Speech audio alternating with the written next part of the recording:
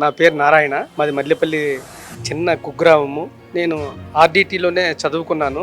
మనిషికి కావలసిన మౌలిక వసతులు ఏమున్నాయో అవన్నీ చేసింది సార్. ఇన్ని చేసినటువంటి ఆర్డిటీ సంస్థ తరలిపోతుంది, మూతపడిపోతుంది అని ప్రజలందరూ ఎక్కడికక్కడ చర్చించుకుంటుంటే అందరూ భయభ్రాంతులకు గురైనారు సార్.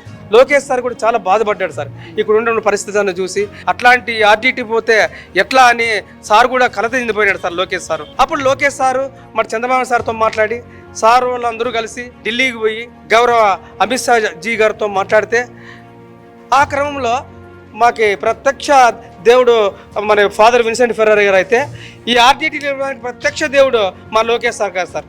లోకేష్ సార్ గారు ఇలా ఇంత చొరవ తీసుకోకపోతే మా ఆర్డిటీ ఉండేది కదా సార్, వెళ్ళిపోయేది సార్. ఇలాంటి వరంగా ఉన్నటువంటి ఆర్డిటీ పోతే ఈ ప్రాంతంలో ఉన్న ప్రజలందరూ ఏడ్చక ఏం చేస్తారు సార్?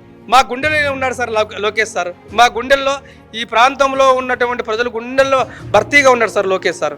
వరం అయినటువంటి ఈ ఆర్డిటీ పోతుందంటే మేము అంతా బాధపడినాము, కన్నీళ్లు పెట్టుకున్నాము, బాధాప్తంతో వెళ్తూ ఉన్నాము. మరి లోకేష్ సార్ గారికి మేము జన్మ జన్మలుగా రుణపడి ఉంటాము సార్ ఈ ప్రాంతవాసులంతా.